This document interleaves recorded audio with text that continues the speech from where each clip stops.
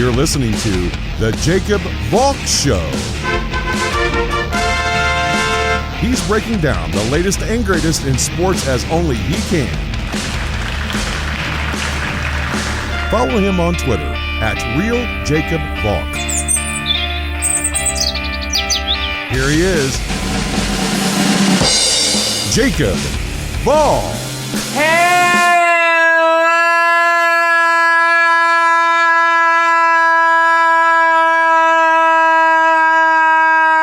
Hello, sports fans! Welcome to another edition of the Jacob Valk Show. I am the Jacob Valk, except no imitation.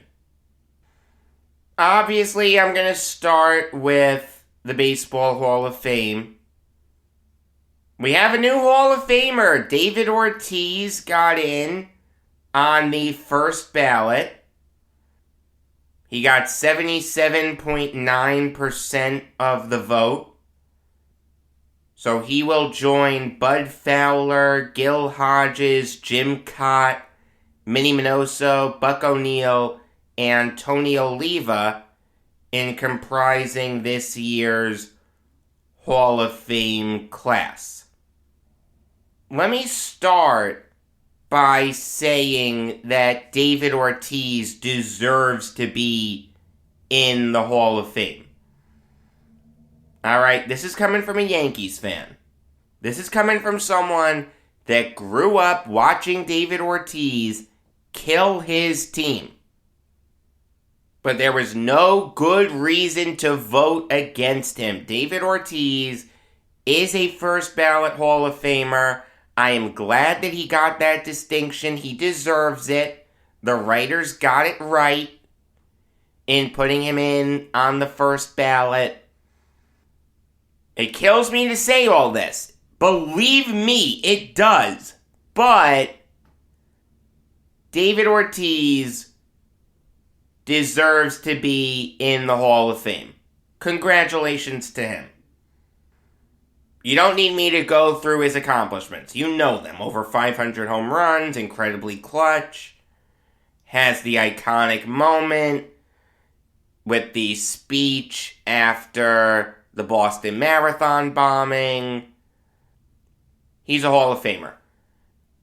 The thing is, though, on no planet was this guy the only deserving Hall of Famer on this ballot.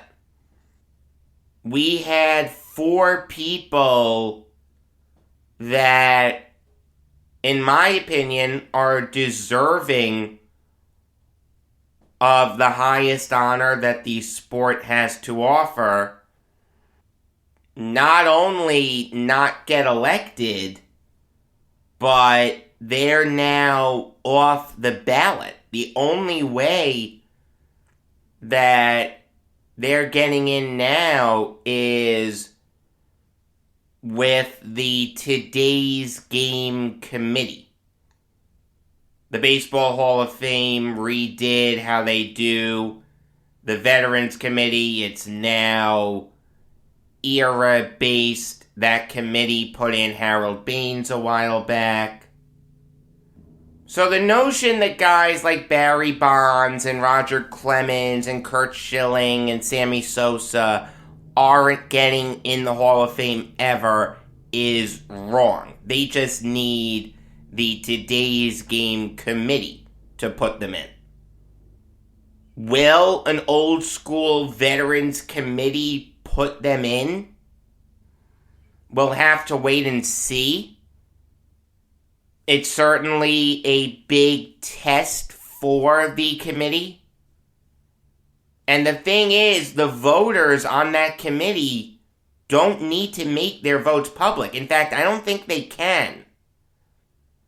After the fact, we know the raw vote totals, but we can't look and see, oh, person A voted for X, Y, and Z, person B just voted for Y, person C just voted for Z. We can't do that. I mean, if you know your Hall of Fame history, you know that the Veterans Committee has put in some players in the past that make you scratch your head. Harold Baines wasn't exactly a popular choice. I personally don't think Alan Trammell belongs in the Hall of Fame. I don't think I'd put Ron Santo in the Hall of Fame. I definitely wouldn't put Bill Mazeroski in the Hall of Fame. These committees aren't afraid of making people Hall of Famers that aren't exactly unanimous choices. So, to the Today's Game Committee, I just want to say this. Please, please, please, next year, put these people in. There is no good reason that these four people, Bonds, Clemens, Schilling, and Sosa, aren't Hall of Famers. I mean, I know I've done this before, and I do it all the time with my friends. Quite frankly, I kind of get sick and tired of it, but I have to do it here. You have to divide the four people that fell off the ballot into two different categories. People under the specter of PEDs and people who didn't get in because we vehemently disagree with their politics. The reality is, by not putting Bonds, Clemens, and Sosa in, you are ignoring one of the most important moments in baseball history. The start of the steroid era. Let me take you back to 1998. Baseball at that point was suffering. The fans were upset with the owners. They weren't over the strike in 94. They weren't over the canceled World Series. It was a dark time for baseball. And there were real questions of, will baseball ever reclaim its spot as the national pastime? Then Mark McGwire and Sammy Sosa had the epic home run chase. 3 years later, Barry Bonds bested them. Clemens was well on his way to his second half career renaissance. That really started in 97 for him. Baseball was back. And there were rumblings that not everything was 100% clean. But no one cared. Everyone loved seeing the dominance of people like Bonds and Clemens and Rafael Palmeiro and people like that. Then those stupid books came out. You had Canseco's book, Juiced. You had the Balco scandal come to light, Game of Shadows. Major League Baseball, just to be clear, was perfectly content to ignore this, but because Congress got involved and Bud Selig had to testify before Congress, he was left with no choice but to appoint George Mitchell to lead the charge to get rid of PEDs. Obviously, the Mitchell report was damning. But the thing is, books like Juiced and Game of Shadows, not really the Mitchell report. because he did criticize Major League Baseball. And I have no issues with George Mitchell. I have no issue with the Mitchell Report. I have an issue with Juiced, and I have an issue with Game of Shadows. Because basically, those two books, all they did was expose alleged cheating and didn't really go any further. All they said was, this happened, this happened, this happened, using dubious sources, but they stopped there. The reality is, Major League Baseball, under Bud Selig, was perfectly fine with this for a long time. If players want to juice, great, fantastic. That means more home runs. Everyone loves the home run chase. Chicks dig the long ball. Then when the books came out and Congress got involved, Selig couldn't turn a blind eye anymore. But the point is, steroids saved Major League Baseball. I don't think that's hyperbole. I think Major League Baseball would look drastically different today if steroids were never introduced to Major League clubhouses. And I don't think those changes would be for the better. Baseball very well could be the fourth sport in this country. So okay, let's fast forward to now. Everyone's forgotten the names Brian McNamee and Kirk Radomski and George Mitchell and Victor Conti and Balco. No one remembers those names. We've all moved on, okay? Barry Bonds is the all-time leader in home runs. Roger Clemens is the all-time leader in Cy Young's won and is at the top of most major pitching categories. Sammy Sosa is the only player in baseball history to hit at least 60 home runs in 3 seasons. This is all ironclad stuff. The motto of the Hall of Fame is to preserve history. I just told you how the steroid era is history.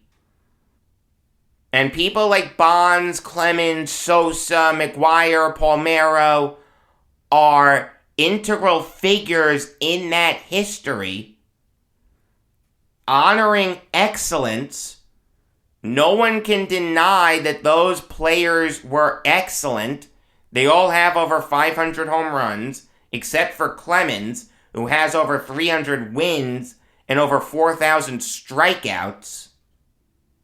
But there's a third one, and it's arguably the most important one: connecting generations. My generation, the generation that grew up idolizing Roger Clemens, that looked at Barry Bonds as a god, whose jaw was on the floor, watching guys like A-Rod and McGuire and Sosa and Palmeiro and Giambi do what they did, is shut out of the Hall of Fame. Are there some players from my generation there? Absolutely. No question about that. Jeter, Roy Halladay, Mariano Rivera, Vlad Guerrero, Jim Thome. Those are players that we grew up watching. But it's incomplete. No one loves Derek Jeter more than me, but I can't sit here and tell you that he has a better Hall of Fame candidacy than Barry Bonds. No one loves Mike Mussina more than me. I grew up watching him pitch. I remember how happy everyone was in 2008 when he finally got his 20th win of the season. It was a great end to a great career.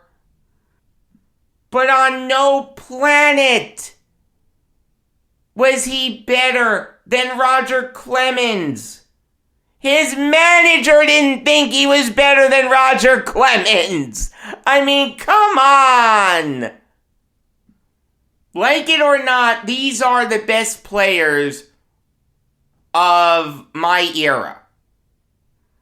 Of my era of growing up and getting into baseball and going to the old stadium with my father. These were the players that I grew up idolizing. And for the Hall of Fame to say that they're not worthy of being honored, it honestly upsets me to my core. And I think all the other baseball fans my age or around my age feel the same way. To say that that era of baseball doesn't matter or is tainted in some way, no. Alright, if you want to connect generations, you can't say that the best players of that era don't deserve to be in the Hall of Fame. No other era has that. None. Are there players that aren't in the Hall of Fame for non-baseball reasons that were among the best of their era? Of course. Pete Rose and Shoeless Joe Jackson. But the other greats from those eras are in. The Baseball Hall of Fame is woefully incomplete right now. And it will stay that way for at least the next 12 months. This was the moment for the writers to say, you know what, enough is enough. They've paid their debt for crimes that they may or may not have committed. Who died and made the Baseball Writers Association of America gods? Barry Bonds never failed a drug test. There is no clear-cut evidence that has ever been presented that Barry Bonds used steroids. Sure, there were books. Sure, there were allegations from seedy characters. But there was never a moment where someone held up a piece of paper and said, this piece of paper proves emphatically that Barry Bonds used steroids. And the same thing holds for Roger Clemens and Sammy Sosa. Those three guys never failed a drug test. But the baseball writers kept them out because they believe, without any empirical proof, that they used steroids. If that doesn't infuriate you, I don't know what will.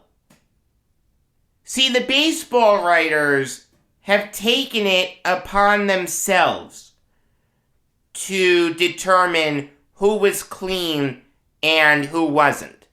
If you want to tell me that you need a squeaky clean reputation to get into the Hall of Fame, you're wrong. And I'm not going to bring up players like Gaylord Perry and Whitey Ford and Pud Galvin and players like that. Okay, that's ancient history. That's settled. Those guys are Hall of Famers. I am going to bring up the most recent example, David Ortiz. Do not tell me that David Ortiz has a sterling reputation, because he doesn't.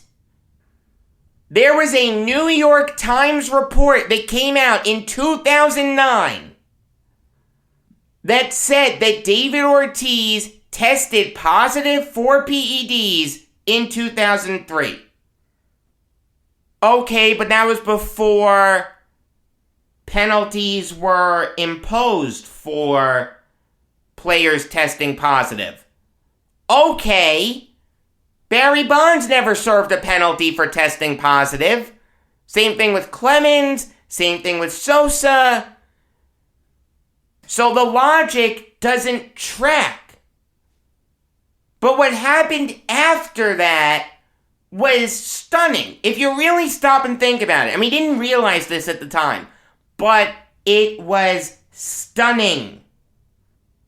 Major League Baseball and the MLBPA, after that report came out, basically questioned the legitimacy of those tests.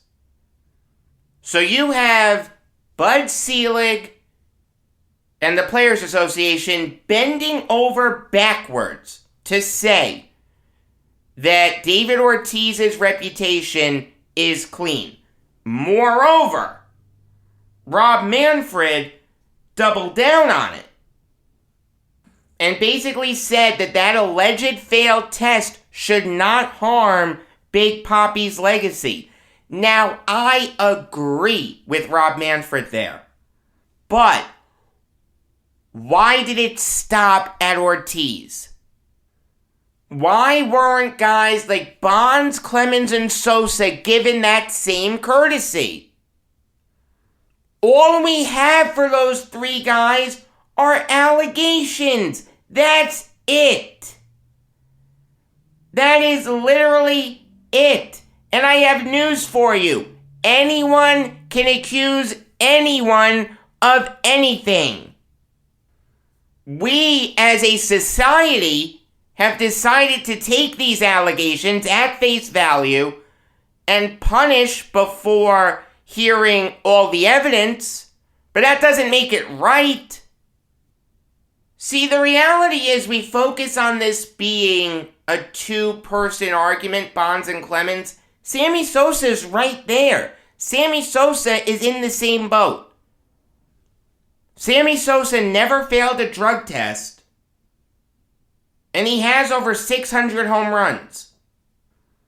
But because there are those allegations lingering in the air, the writers never gave him more than 18.5% of their vote. He never cracked 20%, despite being the only player in baseball history to hit at least 60 home runs in 3 different seasons. Despite being part of one of the most iconic moments in recent baseball history, the home run chase. Who's going to break Maris's record? Who's going to get to 62 first? That chase literally saved Major League Baseball. You want to tell me that Sosa made a fool out of himself by using a corked bat? There's no question that Sammy Sosa used a corked bat. Okay, we know that. But all you have is one instance where he used a corked bat. That's it. We're going to punish him for using one corked bat in 2003? Oh, for the love of mercy. Who died and made these people God? If you want to tell me that a guy like Rafael Palmeiro tested positive and Mark McGwire admitted to using steroids and Manny Ramirez tested positive and Alex Rodriguez tested positive, I understand that argument. I disagree with leaving them out of the Hall of Fame, but the argument does make a little bit of sense. See, the thing is, if they serve their punishment, that should be it. After a guy tests positive, the last paragraph isn't, this, in essence, excludes him from the Hall of Fame. No, if they're on the ballot and they have over 500 home runs, how do you leave them out? They served their time. Let them into the Hall of Fame. We have players with complicated legacies in the Hall of Fame. We have players who cheated in the Hall of Fame. It's just insane to me that the writers have said you need to be a Boy Scout to be in the Hall of Fame. That has never been true before. The character clause was propped up when the steroid era got under the microscope of the baseball writers. And that is why they are being kept out of the Hall of Fame. Some made-up clause that has never applied to any other group. Tim Raines was part of the Pittsburgh drug trials. He's in the Hall of Fame. Mike Schmidt admitted to using amphetamines. He's in the Hall of Fame. Goose Gossage used it too. He's in the Hall of Fame. This notion that you need to be a Boy Scout, that you need to be pristine, is just wrong. There is no good reason to leave these players out. The writers had the opportunity to make this a celebration of one of the most important eras of baseball. Look, I've never been to Cooperstown for a Hall of Fame induction. But I'll tell ya, if guys like Clemens and A-Rod had gotten in, I'd have half a mind to go. Those are players I grew up watching, that I grew up rooting for, that I saw win with my team. I want to go up to Cooperstown and support them. The baseball writers deprived me of that honor because they think they're God, because they think they know who cheated and who didn't. Because they have decided unilaterally to impose extracurricular justice. In essence, they're vigilantes. Let's call them what they are. They are imposing unsanctioned justice on these players. No one ever said when Alex Rodriguez was punished for the PED allegations that he should now be removed from Hall of Fame consideration. People in the media said that it takes him out of the running, but it never came down from the Hall of Fame. It never came down from the commissioner. It never came down from anyone. It was just the media and the writers saying, yeah, we're going to keep him out. That's it. It's no different than someone being released from prison, serving their debt to society, trying to get back into the working world, but the hiring manager says, no, we don't want him. He's a convicted felon. We don't want him. Well, wait a minute. If he served his debt, and he has the necessary skills and the experience and all that good stuff, why are you imposing extra justice? If he served his debt, let him move on with his life. It's just a joke. It makes no logical sense. Now, going back to Ortiz for a minute. And again, just to reiterate, this guy deserves to be in the Hall of Fame. It kills me to say it, but Big Sloppy is a Hall of Famer. There is no question about that. But he wasn't a choir boy. And I'm not talking about the alleged positive test. There is a restraining order against David Ortiz. And that restraining order prevents him from annoying, intimidating, or threatening Fari Almanzar Fernandez in person or by phone. Fernandez is the mother of Ortiz's firstborn son. According to Fernandez, he intimidated and threatened her. I am not trying to take sides in that dispute. Okay? I don't know what happened. There are 3 sides to every story, side A, side B. and the truth. I am not trying to litigate that dispute. But the point is, the restraining order was issued. It wasn't like she sought one and it was denied. No, it was issued. So I think it's safe to say that Ortiz did something. But evidently that wasn't enough to keep him out of the Hall of Fame. Evidently the character clause doesn't apply to people intimidating or threatening the mother of one of their children. I am not sanctioning what David Ortiz did. Again, I don't know what he did and I don't know what he didn't, but you can't treat anyone that way. Okay, that's wrong. But I don't think it's enough to keep someone out of the Baseball Hall of Fame. Okay, I think the writers got it right. Again, I'll say this a millionth time. David Ortiz deserves to be in the Hall of Fame. The writers got it right. But the point is, they picked and chose when to apply the character clause. They did not apply it to David Ortiz, but they applied it to Curt Schilling. And Curt Schilling, just to be clear, has never been convicted of anything. Let's be clear about one thing.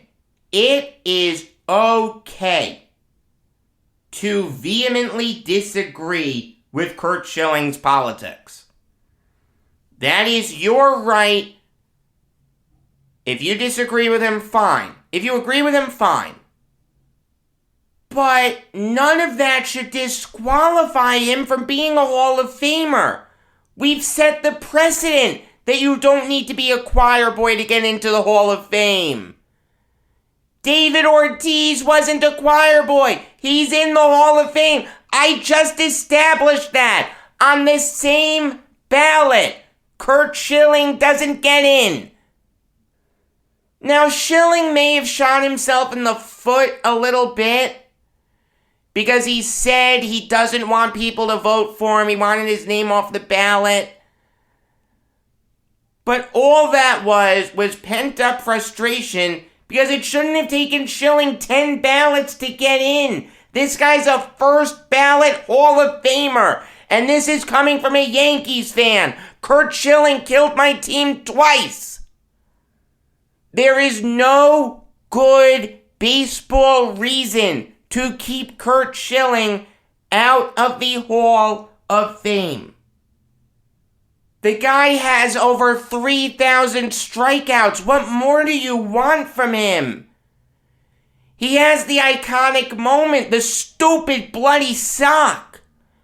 That damn thing is in Cooperstown, but Schilling isn't. He dominates in the 0-1 playoffs. Throws 3 complete game shutouts, goes 4-0 with a 1.12 ERA. Is named co-World Series MVP with Randy Johnson. The guy isn't in the Hall of Fame? I got news for you. Just because you disagree with his political views doesn't mean that he doesn't have a right to express them. This guy didn't scream fire in a crowded movie theater. This guy didn't incite a riot at the Capitol building. This guy isn't tweeting videos of himself killing lawmakers. Is he saying controversial things? The answer is yes. But he has a right to say them. Last time I checked, the First Amendment is still a thing. At least keeping the steroid guys out, there's a baseball reason for it. It may or may not have artificially inflated their statistics. Okay, fair enough. But there is no good baseball reason to keep Curt Schilling out of the Hall of Fame. I feel bad for Schilling, and I never thought I'd feel bad for Schilling. Again, did he shoot himself in the foot by not wanting people to vote for him? The answer is yes, but again, he's upset that it took him so long to get into the Hall of Fame. Alright, this guy should have been in on the first ballot. So just to recap, a guy like Schilling, not a choir boy by any stretch. I certainly disagree with some of the things he's done and said, but that doesn't negate the fact that he was an excellent pitcher and deserves to be honored as such. David Ortiz, restraining order that may or may not be active. I actually don't know. But the point is, it was issued, and the writers say, yeah, no, that's okay, we'll ignore that, you're a Hall of Famer, have fun. The hypocrisy is real. The double standard is real, and it should sicken you as a baseball fan.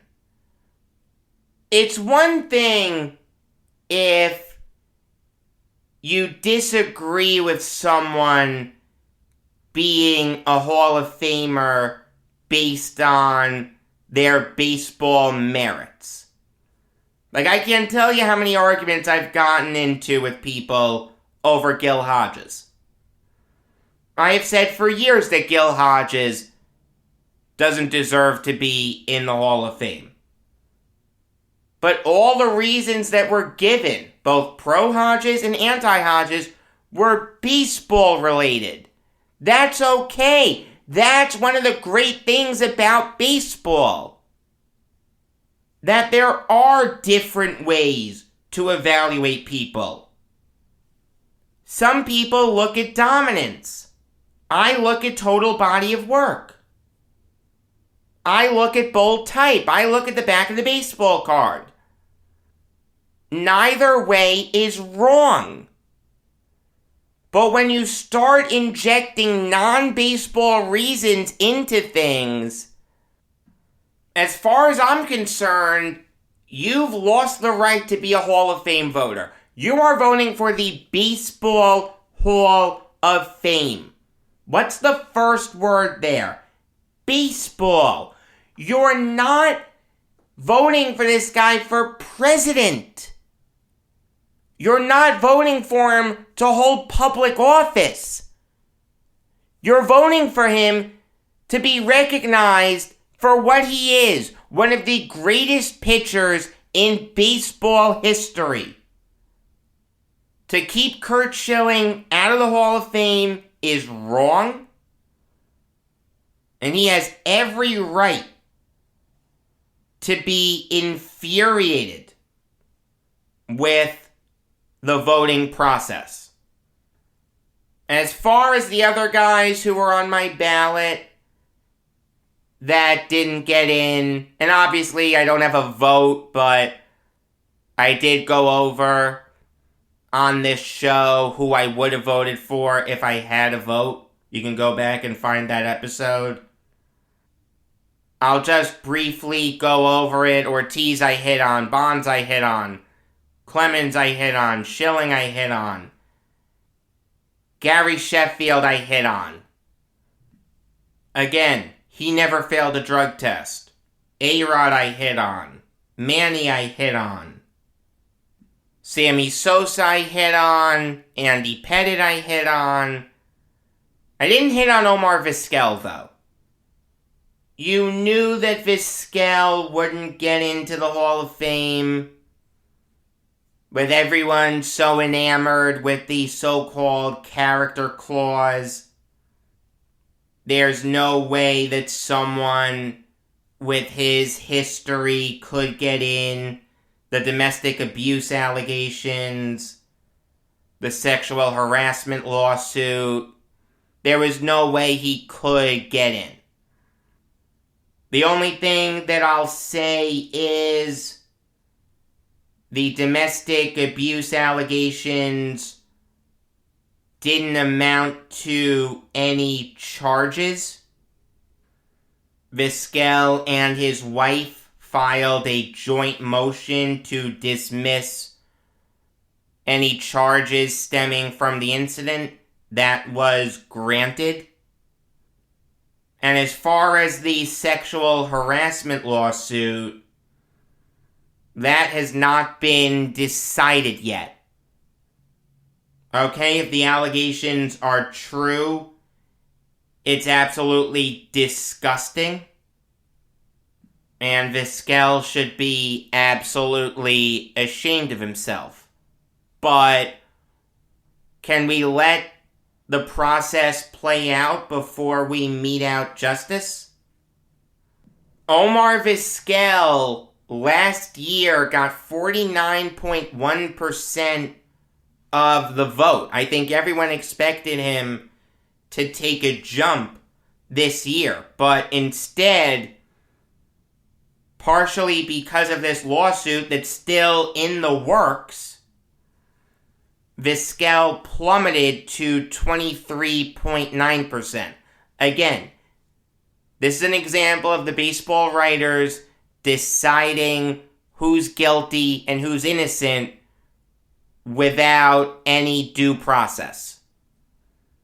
I am not saying that Vizquel is innocent, and I'm not saying that he's guilty.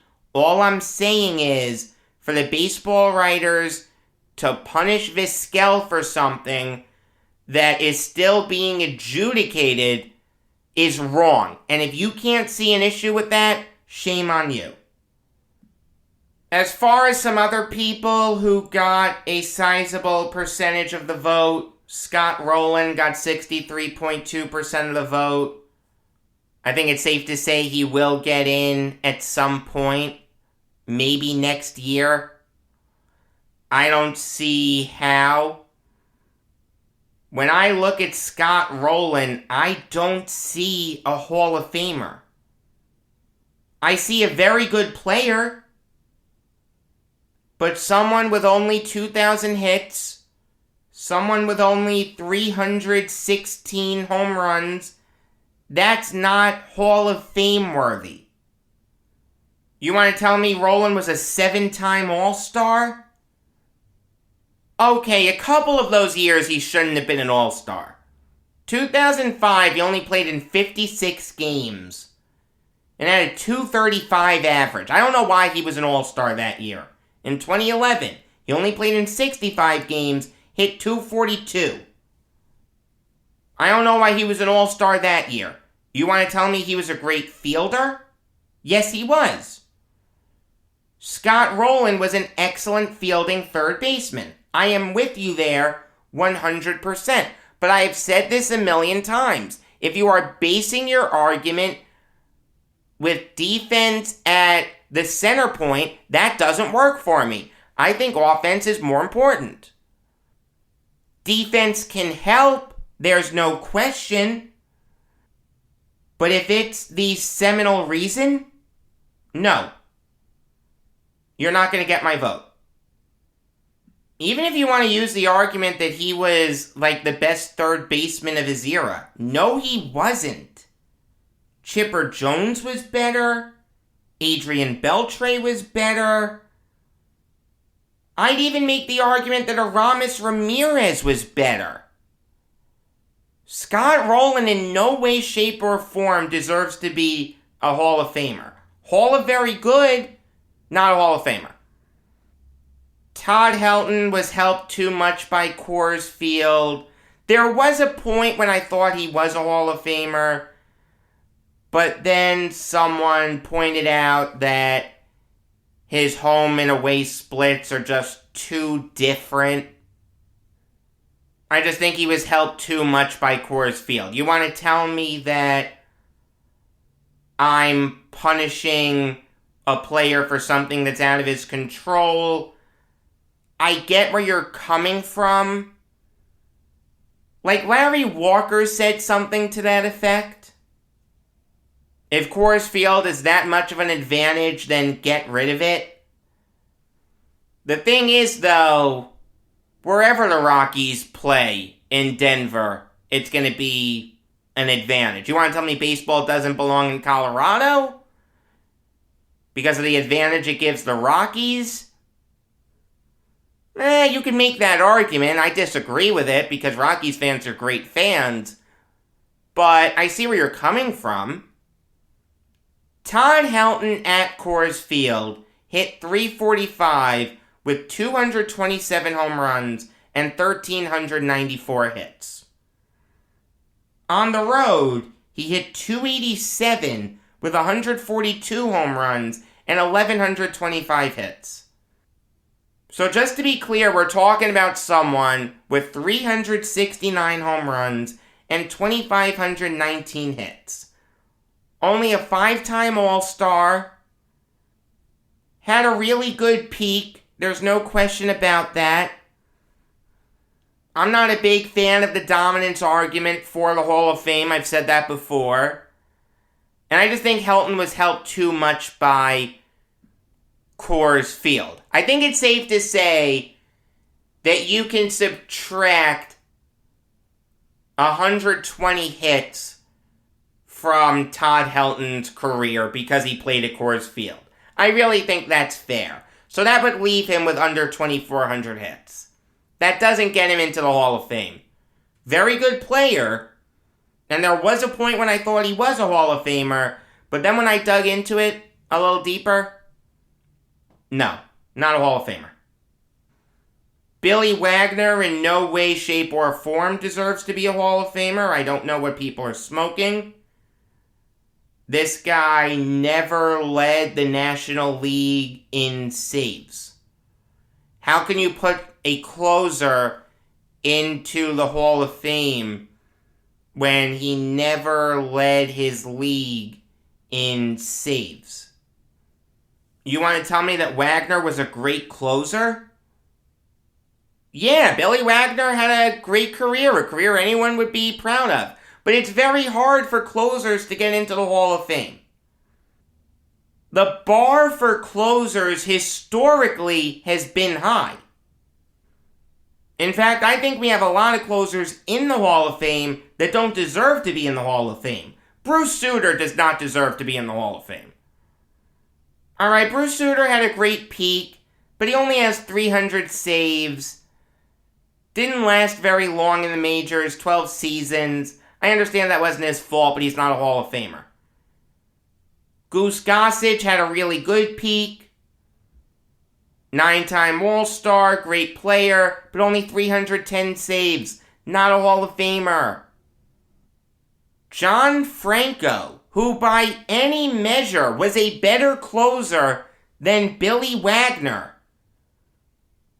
Ask Mets fans who they'd rather have, John Franco or Billy Wagner. The answer is John Franco. Franco fell off the ballot after 1 year. In 2011, he got 4.6% of the vote. He's never going to sniff the Hall of Fame, and that's okay. He's not a Hall of Famer, but neither is Billy Wagner.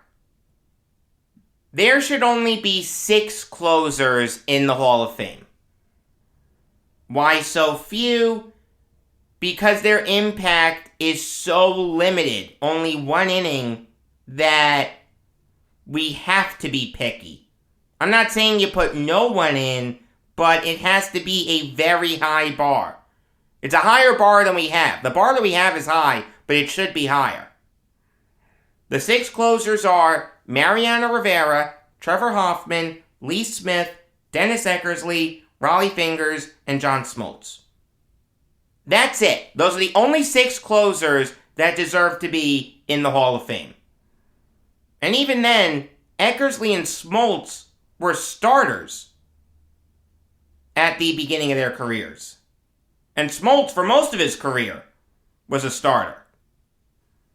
How's this for an interesting stat? John Smoltz only recorded saves in 4 seasons. 01 to 04.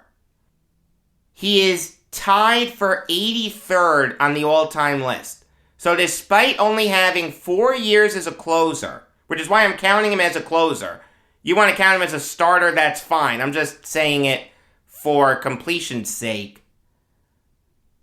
But despite only being a closer for 4 years, he is in the top 100 of saves all time. That is crazy if you really stop and think about it. What other category could you have a 4-year peak and be in the top 100? I don't think there is one. But no, Billy Wagner is not a Hall of Famer. Realistically, he should have fallen off the ballot already. Now, I want to turn my attention to next year. Next year, there are two intriguing first-time candidates. Carlos Beltran and Francisco Rodriguez. Francisco Rodriguez will get votes, but I wouldn't vote for him. He wasn't in that list of closers that I just mentioned. Carlos Beltran was an excellent five-tool player. If you were to write down on a piece of paper what you want the ideal baseball player to do, it would look a lot like Carlos Beltran. The thing is, though, he may have shot himself in the foot because he was one of the ringleaders of the Astros sign-stealing scandal. Now, no one hates the Astros more than me. But I don't think that disqualifies him from being a Hall of Famer. You want to tell me that was his only World Series? I don't think you need a World Series to be in the Hall of Fame. Do World Series help? No question. But unless you're a guy like Andy Pettitte, it can't be the be-all, end-all. So, I'll give Beltran a pass for that. And one thing that's noteworthy about what Beltran did on the 17 Astros, yes, he was one of the leaders, there's no question, but he did not have a good year that year. He hit .231 with 14 home runs and 51 RBIs. He played in almost 130 games. So how much did the sign stealing really help him? It helped other Astros, there's no question, but it didn't help him. I think that's very interesting. Moreover, if I'm taking the 17 season out of the equation, Beltran's still a 9-time All-Star, still a great five-tool player, still has over 2,600 hits, still has over 420 home runs. He's a Hall of Famer. Carlos Beltran is a Hall of Famer. He will get my vote. I'll tell you right now, there are 6 people who I definitely vote for next year. Gary Sheffield, Alex Rodriguez, Manny Ramirez, Omar Vizquel, Andy Pettitte, and Carlos Beltran. This cycle, my ballot would have been 10 deep. Now it's 6 deep. Very interesting how things like that work out. I will say this, though. I've been thinking about it. Since I have 4 open spots, I might as well use them, right? I mean, I'm not saying I'm going to vote for a guy like Roland, who I really don't think deserves to be in the Hall of Fame. Or a guy like Jimmy Rollins or Bobby Abreu. Those guys are not Hall of Famers. But I can make the argument for Tori Hunter, Andrew Jones, and Jeff Kent. I know I've said in the past that those guys aren't Hall of Famers, but the more I think about it, the more I can make the argument for it. Tori Hunter and Andrew Jones are very similar. They're both 5-time All-Stars. They're both excellent fielding center fielders. Hunter won 9 Gold Gloves. Jones won 10.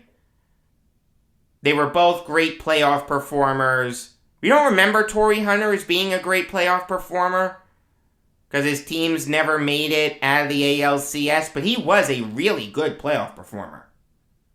He was one of the few guys who would always show up against the Yankees. That means something. Tori Hunter has 2,452 hits. Andrew Jones has 434 home runs. So they're borderline. right? You can make the argument that they're borderline. Does their fielding push them over the edge? You can make a very strong argument that the answer is yes. I mean, look, I'll say this. Watching Tori Hunter, I never thought I was watching a Hall of Famer. I thought I was watching a really good player. Never thought I was watching an elite player. In fact, I don't think I ever thought I was watching a great player. Andrew Jones, I did think that. In 2005, he hit 51 home runs and 128 RBIs. He led the majors in home runs that year and led the National League in RBIs. He finished second in MVP voting that year to Albert Pujols. Let me tell you, you can make a very strong argument that Jones should have won that award over Pujols. I mean, I can make the argument for Jones. I can make the argument for Hunter, but I can also make the argument for Jones. I can make a stronger argument for Jones. They're borderline. I've always thought they were on the wrong side of borderline, but I may need to reevaluate that. That is something I'm going to need to think about as we get closer to 2023. And Jeff Kent is interesting. My buddy Mark asked me if Jeff Kent is the best hitting second baseman of all time. I said no. Rogers Hornsby was better. I'd put Nap Lajoie ahead of Kent. I'd put Eddie Collins ahead of Kent. I'd put Charlie Gehringer ahead of Kent. And I definitely put Craig Biggio over Kent. But I'll say this. You can make a very strong argument that Jeff Kent is the best power-hitting second baseman of all time. Of all the players in baseball history to play at least 51% of their games at second base, Jeff Kent has the most home runs, 377. Is that enough to put him in the Hall of Fame? The fact that Kent has the most home runs out of any second baseman in baseball history, is that enough to put him in the Hall of Fame in his 10th year? He has an MVP. He has 2,461 hits. I'll say this, not a great fielder. Not as bad as some people would make him out to be, but not great. Kent led the National League in errors committed as a second baseman 4 times. It's interesting, right? If I'm going to say that Tori Hunter and Andrew Jones are Hall of Famers, and I'm going to use defense as a part of that argument, can I say that Kent gets in only because of his bat? I mean, just throw away defense? It's interesting. I would really need to think about Hunter, Jones, and Kent. I'm going to have 4 open spots on my ballot. Might as well use 3 of them, right? If I can make a clear and compelling argument that makes sense to me in my head, sure, I'll vote for those guys. I'm not saying I will vote for them, but I'm not saying I won't. I'd really need to think about it. Next year is going to be very interesting. I'll be curious to see what the voters think of Beltran. That's going to be a fun story to follow. Alright, now I'll give you some college basketball Valk talk. I made 2 picks yesterday and I nailed them. It was close with Michigan State, Illinois, but ultimately the Illini did pull it off. They beat the Spartans 56-55. I mean, this was a nail-biting win for Illinois. Obviously, it was a 1-point game, but the way that Illinois almost choked that game away, whew. How did they pull that win off? They were up by 13 with 9.5 minutes left. They were up by 8 with 5.5 minutes left. Trent Frazier made both his free throws. Made it 56-48 Illinois. Wait, Jacob, didn't you say the final score was 56-55? Yeah. Illinois didn't score in the final 5 minutes and 33 seconds of this game, and they still found a way to win. And to make matters even more impressive, Kofi Coburn didn't play, which I said was a possibility, but Andre Curbelo didn't play either. Now, in all fairness to me, that came out after I posted yesterday's show. I mean, Brad Underwood did say at one point that Curbelo would play. Then it came out that he wasn't warming up, and then he wouldn't play, so I don't like that changed, but the information that I gave you was accurate at the time. I mean, give Trent Frazier and Alfonso Plummer credit. Frazier stepped up and had 16 points. Plummer had 11 points. I was not impressed with Jacob Grandison. He shot just 2 for 9 from the field and 1 for 7 from beyond the arc. I wanted Benjamin Bosmans to have more of an impact, but he only shot the ball 7 times. The Spartans got good performances from Marcus Bingham and Gabe Brown. But ultimately, Illinois' defense stepped up when they needed to. MSU shot just 34% from the field and 21% from beyond the arc. Kind of tough to win when you shoot that bad. Now, the ending of this game was crazy. With 9.9 seconds left, Illinois inbounds the ball. The ball ends up in the hands of Trent Frazier. Frazier's a really good free throw shooter. 84% from the charity stripe. So a good job by Illinois in getting the ball in his hands. But a terrible job by MSU in fouling him.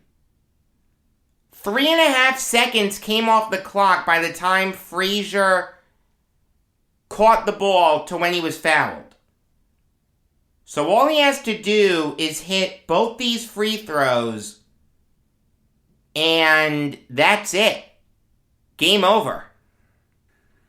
Instead, he missed the first free throw. So MSU has a prayer. They push the ball up the court, and Malik Hall draws contact.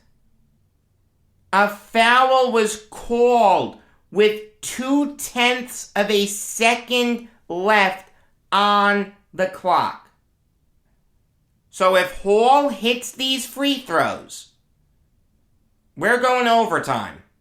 Now, Hall is not a good free throw shooter. He's shooting under 70% from the charity stripe. It showed. He missed his first free throw. He hit his second one, but he missed the first one. So right after that first free throw, you knew that the game was over. Illinois was going to hold on.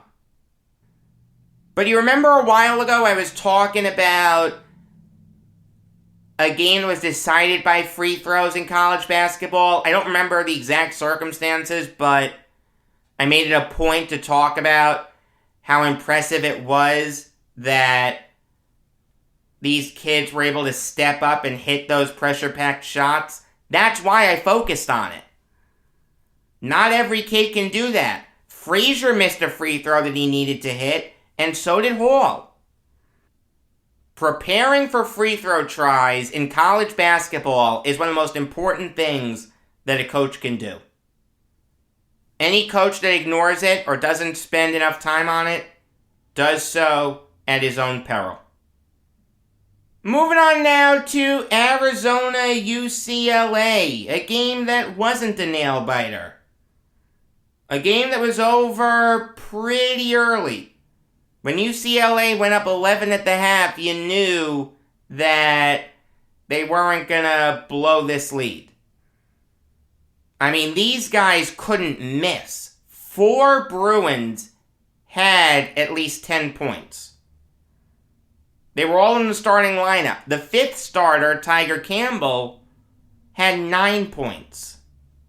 Johnny Juzang and Jules Bernard were the high men with 15 points. Cody Riley had 12 points. Jamie Jaquez had 10 points. UCLA's defense was excellent. The Wildcats shot just 31% from the field and 25% from beyond the arc. The one thing that UCLA did not do well was rebound. They got torched on the glass. 45-29. In fact, UCLA only had 2 offensive rebounds. You know how many offensive rebounds Arizona had? 17. Very tough to win a game when you get out-rebounded like that. But their defense was so good elsewhere that they were able to compensate for that. There were moments in this game where Arizona had like point-blank looks at the rim, but UCLA rotated beautifully, so the Wildcats never got a clean look. I'm not going to put this loss on any one Arizona player. UCLA was just the better team. I mean, I said they would win. The game was in Los Angeles. And this is a very good UCLA team. This is a UCLA team that is capable of going back to the Final Four. It's kind of funny, though. I said that Arizona was a contender to make a deep run in March. They didn't play like it yesterday. I mean, I like Arizona. I really do, but they've got to put up a better performance against a team like UCLA. It's okay if you're going to lose. You're not going to go undefeated. Alright, I totally get that. And to go through the season with just 1 loss is tough. But you got to do better than losing by 16 to a team like UCLA. Yeah, UCLA is a really good team. But that quality of team is who you're going to go up against in March. You're not going to go up against teams like Utah or Oregon State or California or ASU. You're going to go up against teams like UCLA and USC and maybe Oregon. You've got to beat those teams. Next week, Arizona is going to go up against UCLA in Arizona and USC in Arizona. They better win at least one of those games, let me tell you, or else they're not a March Madness contender. It's just that simple. There is a game tonight featuring 2 ranked teams that I want to preview. It's Providence versus Xavier. Providence is all defense, no offense. They are very similar to Texas Tech. They only average 70.5 points per game, but they're giving up 64 points per game. That's the 61st best mark in the nation. It's why they're 17th in the AP poll. Nate Watson is a really good shot blocker. Jared Bynum's really good at getting in the passing lanes. Aljami Durham's a good all-around player. Same thing with a guy like Noah Horchler. I'll say this. AJ Reeves has been out with a finger injury. That would be a big loss for the Friars if he doesn't play. He's one of their better offensive players. Providence needs all the help on offense they can get. Meanwhile, you look at Xavier, they're similar to Providence. They have the 66th best defense in the nation. They're giving up 64.3 points per game, but their offense is better. They're scoring 74.5 points per game. I mean, I love their depth. Their leading scorer is Jack Nunge, or Nungy. I think it's Nunge. Everyone should be named John Smith, but the point is, he comes off the bench. He's only started one game this year. He's leading the Musketeers in points per game. Adam Kunkel, their 5th leading scorer, comes off the bench. Colby Jones, Nate Johnson, and Paul Scruggs anchor the starting unit in scoring. But like I said, this is a good Musketeers defense. Jack is a good shot blocker. Jones and Scruggs get into the passing lanes really well. Same thing with a guy like Dwan Odom. This is a really good Musketeers team. Give Xavier credit. Whenever they get a good coach, he ends up leaving. And it's been that way since 93-94. That was Pete Gillen's last year at Xavier. He left for Providence. Skip Prosser took over. He left for Wake Forest. Thad Matta took over. He left for OSU. Sean Miller took over. He went to Arizona. Chris Mack took over. He went to Louisville. Now where's Travis Steele gonna go next? I'll say this, Steele has done a really good job with Xavier. Not great in conference play, but he's always been over 500 overall. He's never made a March Madness, which I don't like, but overall I like what Steele has done with Xavier. It's just interesting to think about this. Travis Steele went to Butler.